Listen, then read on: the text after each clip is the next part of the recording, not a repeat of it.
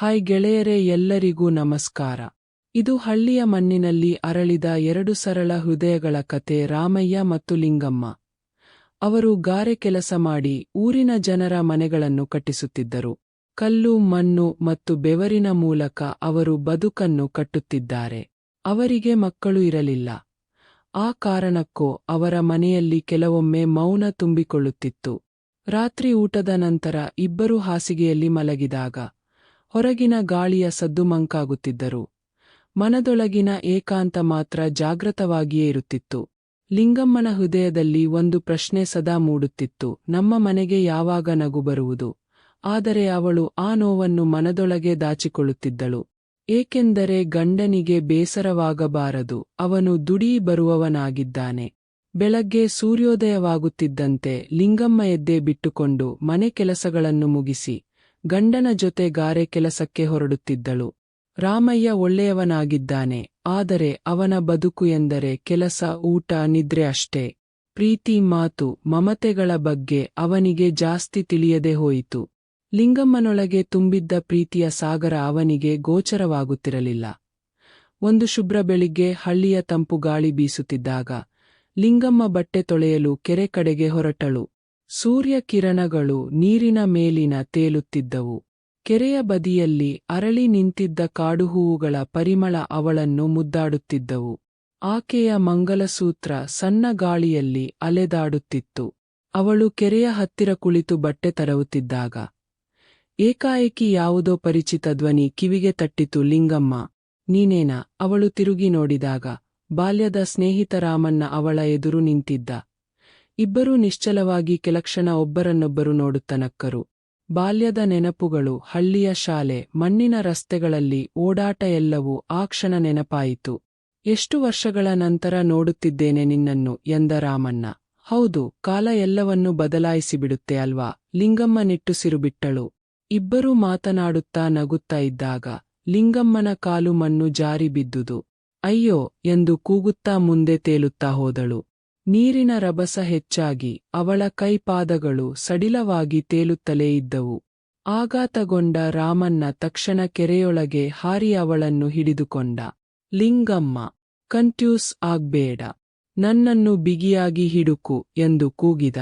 ಅವಳು ಭಯದಿಂದ ಕಣ್ಣನ್ನು ಬಿಗಿಯಾಗಿ ಮುಚ್ಚಿಕೊಂಡಿದ್ದಳು.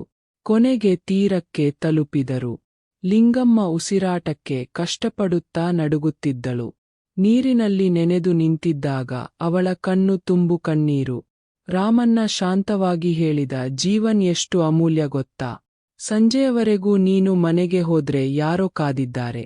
ಹಾಗಾಗಿ ಸದಾ ಜಾಗ್ರತೆ. ಅವನ ಮಾತುಗಳು ಲಿಂಗಮ್ಮನ ಹೃದಯಕ್ಕೆ ಚುಚ್ಚಿದವು. ಏಕೆಂದರೆ ಅವಳಿಗೆ ಗೊತ್ತು, ಅವಳಿಗಾಗಿ ಕಾದುವವರು ಗಂಡ ಮಾತ್ರ. ಆದರೆ ಅವನು ಅವಳ ಭಾವನೆಗಳನ್ನು ಅಷ್ಟು ಗಮನಿಸುತ್ತಿರಲಿಲ್ಲ.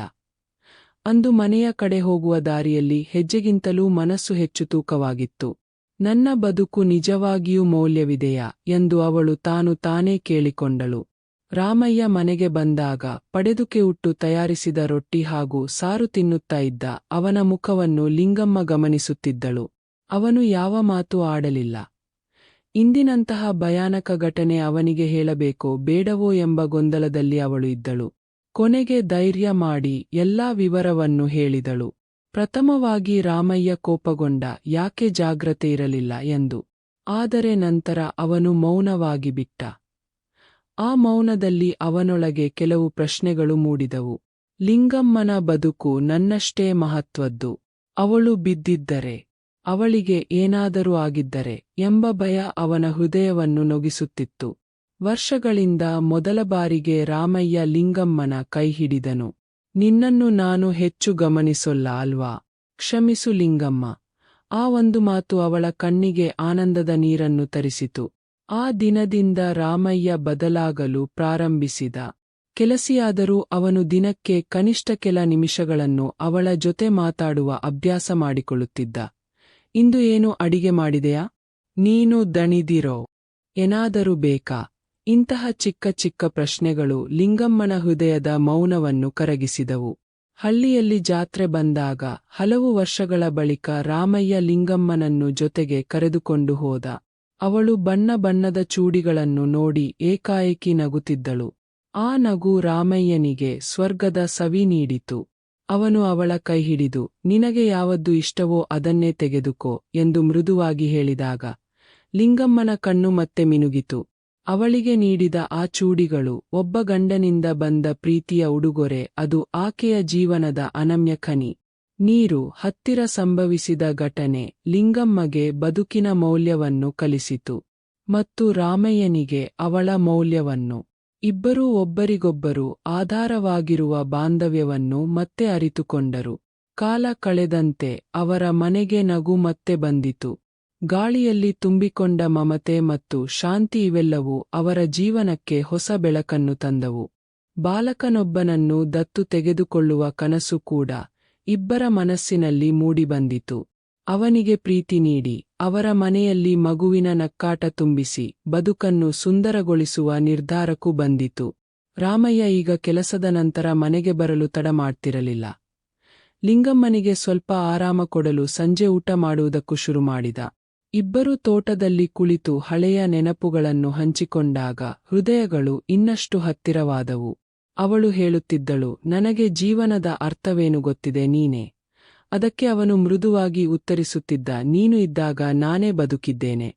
ಹೀಗೆ ಜೀವನದ ಒಂದು ಘಟನೆ ಇಬ್ಬರ ಹೃದಯಗಳಲ್ಲಿ ಶಾಶ್ವತ ಬದಲಾವಣೆಯನ್ನು ತಂದಿತು. ನೋವಿನಿಂದ ಹುಟ್ಟಿದ ಅರಿವು, ಕಣ್ಣೀರಿನಿಂದ ಉಗಮಿಸಿದ ಪ್ರೀತಿ, ಮೌನದಿಂದ ಮೂಡಿದ ಮಾತು, ಇವೆಲ್ಲವೂ ಈ ದಂಪತಿಯ ಬದುಕಿನ ಮೂಲಸ್ತಂಭಗಳಾದುವು. ಅವರ ಕತೆ ನಮಗೆ ಹೇಳುವುದು, ಪ್ರೀತಿ ಎಂಬುದು ದೊಡ್ಡ ಉಡುಗೊರೆಗಳಲ್ಲ, ಚಿಕ್ಕ ಕಾಳಜಿಗಳಲ್ಲಿ, ಗುರುತು ಸಿಗದ ಕಣ್ಣೀರು ಒರೆಸುವ ಕೈಗಳಲ್ಲಿ, ಮೌನದ ಆಳದಲ್ಲಿ ಮಡಚಿ ಹೋಗಿದೆ.